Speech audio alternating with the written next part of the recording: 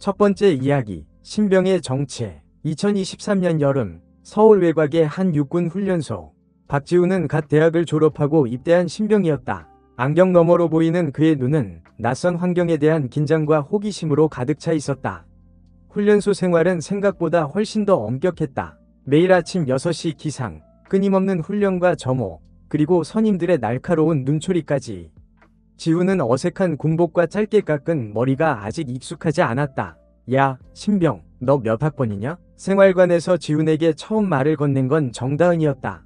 짧은 머리에 보이시한 매력을 풍기는 다은은 지훈과 같은 네모반을 쓰는 동기였다. 다은은 씩씩하고 활발한 성격으로 훈련소 생활에 빠르게 적응한 듯 보였다. 저 22학번입니다. 나는 21학번. 말 편하게 해. 어차피 여기서 다 똑같은 훈련병인데 뭐. 다은은 털털하게 웃으며 지훈의 어깨를 툭 쳤다. 지훈은 그런 다은이 고마웠다. 낯선 곳에서 처음으로 마음을 터놓을 수 있는 친구가 생긴 기분이었다. 그때 생활관 문이 열리고 새로운 신병이 들어왔다. 최우진. 그는 화려한 염색 머리에 세련된 옷차림을 하고 있었다. 훈련소에서는 보기 드문 스타일이었다. 우진은 등장부터 시선을 사로잡았다. 그는 여유로운 미소를 지으며 주위를 둘러보았다. 안녕, 얘들아. 난 최우진이라고 해. 잘 부탁한다. 우진은 넉살 좋게 인사를 건넸다. 그의 말투와 행동에는 자신감이 넘쳤다. 다은은 우진에게 호감을 느끼는 듯했다. 그녀는 눈을 반짝이며 우진에게 이것저것 물어보기 시작했다. 지훈은 우진의 화려한 모습에 왠지 모를 거리감을 느꼈다. 그는 조용히 자신의 관물대를 정리했다. 우진아, 너 혹시 집이 좀 사냐? 다은이 조심스럽게 물었다. 훈련소에서는 신병들의 가정 환경에 대한 소문이 빠르게 퍼지곤 했다. 특히 우진처럼 튀는 외모를 가진 신병은 더욱 그랬다. 뭐, 그냥저냥 우리 엄마가 옷가게를 하시거든. 체인점 몇 개 있고. 우진은 대수롭지 않다는 듯 대답했다. 하지만 그의 말투에는 은근한 자부심이 묻어났다. 지훈은 우진의 말을 듣고 왠지 모를 불안감을 느꼈다. 과거 지훈의 중대에 있었던 한 선임이 떠올랐기 때문이다. 그는 부유한 집안 출신이었지만 남의 물건을 훔치는 버릇이 있었다. 며칠 후 지훈은 우연히 우진의 어머니와 통화하는 소리를 듣게 되었다. 우진의 어머니는 차분하고 세련된 목소리로 우진에게 필요한 물건들을 꼼꼼하게 챙겨주고 있었다. 지훈은 우진의 어머니가 평범한 옷가게 사장님이 아닐지도 모른다는 생각을 했다. 야, 다은아, 너 우진이 어머니 뭐 하시는 분인지 정확히 알아? 지훈은 조심스럽게 다은에게 물었다. 다은은 어깨를 으쓱하며 대답했다. 글쎄, 그냥 옷가게 하신다고만 들었는데. 근데 좀 크게 하시나봐. 우진이 씀씀이가 장난 아니잖아. 지훈은 고개를 끄덕였다. 우진은 훈련소에서도 종종 동기들에게 간식을 사주거나 외박을 나갔다 올 때 선임들에게 담배를 선물하곤 했다. 그의 행동은 신병답지 않게 여유로웠다. 그러던 어느 날 훈련소에 큰 사열이 있었다. 그런데 훈련소에 오기 전부터 없었던 무전기가 분실되었다는 보고가 올라왔다. 훈련소 전체가 발칵 뒤집혔다. 징계 위기에 놓인 훈련병들은 억울함을 호소했지만 소용없었다. 그때 훈련소에 한 대령이 방문했다. 그는 대대장실로 들어가더니 잠시 후 큰 고함 소리가 들렸다. 그리고 놀랍게도 무전기 분실 사건은 없던 일로 처리되었다. 야, 너 그거 들었어? 그때 오신 대령님, 최우진 만나고 가셨대. 현장에 있던 한 훈련병이 지훈에게 속삭였다. 지훈은 깜짝 놀랐다. 우진의 정체가 더욱 궁금해졌다. 그날 밤 지훈은 야간 보초를 서면서 우진에게 조심스럽게 물어보았다. 우진아, 너 혹시 어머님께서 무슨 일 하시는지 여쭤봐도 될까? 우진은 잠시 망설이더니 곤란한 표정으로 입을 열었다. 사실 우리 엄마 그냥 옷가게 사장님은 아니야. 그럼 좀 큰 기업 회장님 댁에서 일하셔. 가사총괄 뭐 그런 거. 지훈은 망치로 머리를 한 대 맞은 듯 멍해졌다.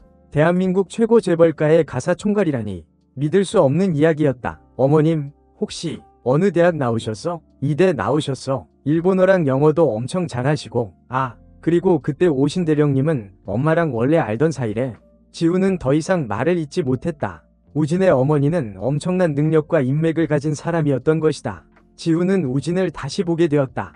그의 화려한 외모와 행동 뒤에는 우리가 상상할 수 없는 배경이 있었던 것이다. 두 번째 이야기, 성희롱범을 혼내주다. 강민호는 전방부대에서 일병으로 복무하다가 군사령부로 전입, 참모장님의 행정병으로 복무하게 되었다. 사령부에는 총 11명의 장군이 있었고 각 장군들은 일상병 중에서 면접을 통해 행정병을 뽑았다. 사령부 분위기는 꽤 엄격했다. 사령관은 임기 후 실적에 따라 더 높은 자리로 가거나 전역했고, 참모장은 사단장을 마치고 온 실질적인 사령부의 실세였다.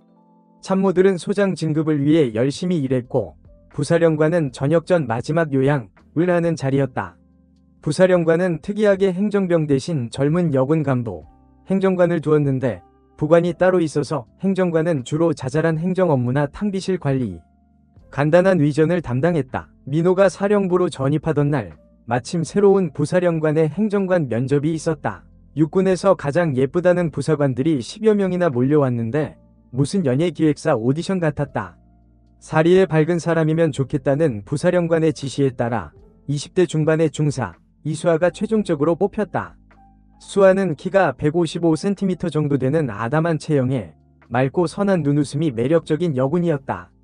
부사령관실과 참모장실은 서로 붙어 있었고 문 하나로 연결되어 있어서 거의 같은 공간이나 다름없었다. 전입 시기가 비슷했던 민호와 수아는 부대에 대해 아는 것이 별로 없어서 초반에는 함께 부대 여기저기를 돌아다니며 정보를 공유했다. 장군들은 보통 난초를 많이 키웠는데 관리하는 건 대부분 행정병들의 몫이었다. 민호는 난초에 대해 아는 것이 없어서 걱정했는데 수아가 친절하게 알려주었다. 난초에 물 줄 때는 조금씩 자주 주는 건 좋지 않아요. 뿌리가 썩을 수도 있거든요. 수아는 퇴근 후에도 민호에게 난초 다루는 법, 물 주는 법, 분갈이하는 법까지 자세히 알려주었다. 작은 책으로 쪼그려 앉아 분갈이하는 모습이 참 단아해 보였다. 수아와는 연예인 이야기도 많이 했다. 아이돌보다는 배우들에 대해 주로 이야기했는데 수아는 외모보다는 그 사람의 옷 입는 스타일, 걸음걸이, 말투, 지식 수준 등 내면을 중요하게 생각했다. 남자든 여자든 내면이 정말 중요하다고 생각해요. 수아는 예쁘면서도 예쁜 척하지 않고 선하고 성실하며 배려심 깊은 군인이었다. 처음에는 예쁜 외모에 호감을 느꼈지만 알면 알수록 존경심이 생기는 사람이었다. 민호는 수아와 서로 의지하며 친해졌고 군 생활은 행복 그 자체였다. 사령부 내에서 수아의 미모는 소문이 자자했다. 간부들은 물론 병사들까지 수아를 보기 위해 빈 결제판을 들고 행정실로 찾아왔다. 민호와 함께 담배를 피우러 오는 동기들도 수아를 보러 오는 경우가 많았다. 심지어 중령, 대령들 중에는 수아에게 소개팅을 주선해주겠다며 사진을 들고 오는 사람도 있었다. 민호의 생활관은 장군 행정병들과 상황실 인원들로 구성되어 있었는데 그 중에는 3개월 선임인 상황실 김태성 상병이 있었다.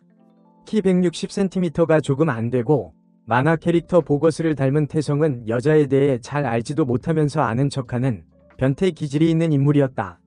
태성은 민호를 볼 때마다 수아에 대한 음담패설을 늘어놓았다. 야, 이수아 중사 어제 샴푸 뭐 썼냐? 너 솔직히 말해봐. 만져봤지? 너랑 이 중사랑 내실에서 몰래 뭐 했지? 좋았냐? 나한테만 얘기해봐. 내가 너였으면 탕비실에서 그냥 민호는 그때마다 단호하게 아니라고 말했지만 태성은 강한 부정은 긍정이라며 계속해서 수아를 성적 대상화했다. 그러던 어느 날 미군과 합동훈련을 하게 되었다. 장군들은 부대에서 식사를 했고 행정병, 부관, 보좌관, 행정관 등 수행 인원들도 장군들과 일정을 함께했다. 그런데 자유로운 영혼, 위 부사령관은 훈련에 참여하지 않고 관사에 갔다가 아침에 온다고 했다. 그리고 수아에게 자신의 내실에서 자라고 했다. 태성은 이 사실을 어떻게 알았는지 신난 표정으로 민호에게 다가왔다. 야, 너 이 중사랑 친하고 같은 지휘부니까 부사령관 내실 드나들 수 있지? 이거 내 휴대폰인데 내실에 몰래 가져가서 이 중사 잘 나오게 설치해놔. 보조 배터리 꼭 연결하고. 뭐? 이런 미친놈을 봤나? 당시 병사들은 휴대폰 반입이 금지였지만 태성은 몰래 휴대폰을 사용하는 인원 중 하나였다. 민호는 일단 태성의 휴대폰을 받아 자신의 관물대에 넣어두었다. 훈련 마지막 날 민호는 태성의 휴대폰과 함께 태성에 대한 모든 것을 참모장님께 보고했다. 태성이 상황근무 일정을 자신에게 유리하게 조작하여 일주일에 한 번 근무를 덜 선 것, 휴대폰 반입, 수아에 대한 성희롱 발언, 그리고 몰카 계획까지. 민호의 보고를 받은 참모장님은 그 자리에서 헌병대장을 불렀다. 헌병대장은 곧바로 달려와 전날 상황 근무를 마치고 생활관에서 자고 있던 태성을 깨워 연행해 갔다. 중대 행정반 인원들이 태성의 짐을 모두 빼 더블백에 담아 헌병대로 보냈고 태성은 헌병대에서 며칠 동안 조사를 받았다. 결국 태성은 14박 15일 영창 처분을 받고 다른 부대로 강제 전출되었다. 참모장님 지시로 부사령관 내실 몰카 설치 시도는 여군 화장실 몰카 설치 시도로 변경되어 정식 보고되었다. 부사령관님을 귀찮게 해드리지 않고 수하도 지키는 방향으로 일이 처리된 것이다.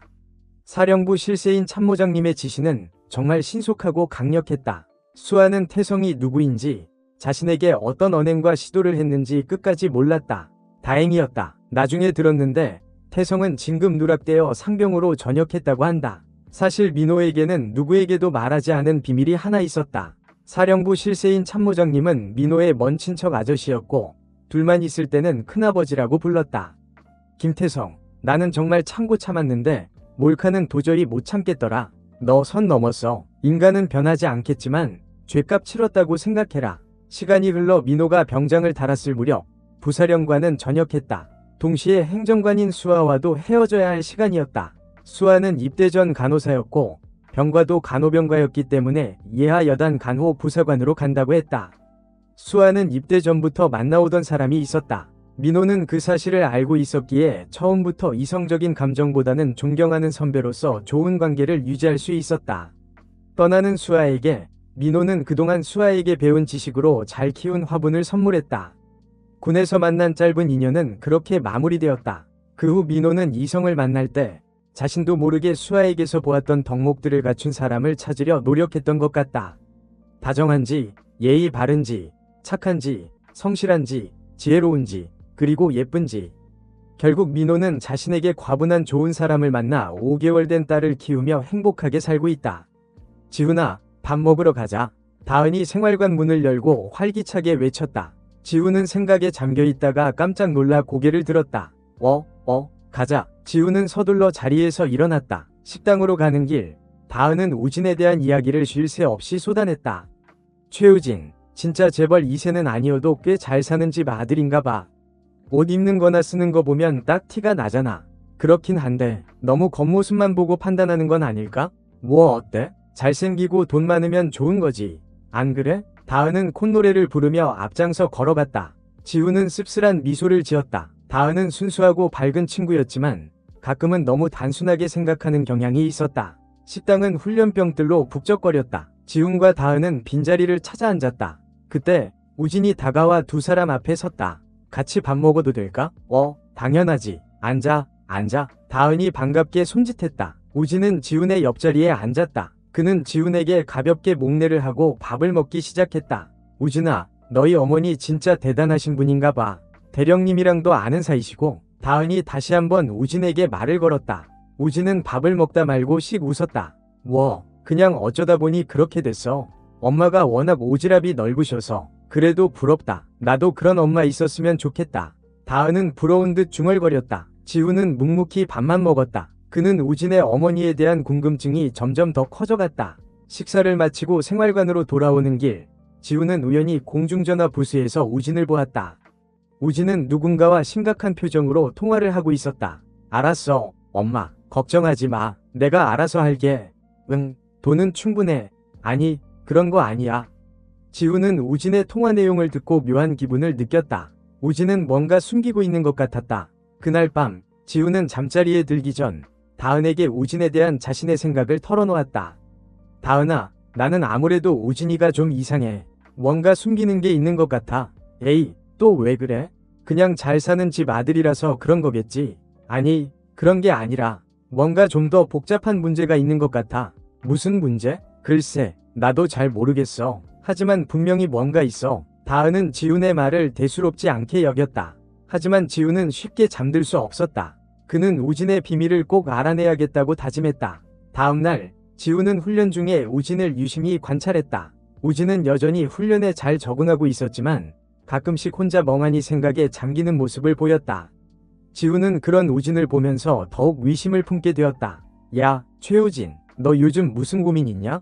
쉬는 시간에 지훈은 우진에게 직접 물어보기로 했다. 우진은 깜짝 놀라 지훈을 쳐다보았다.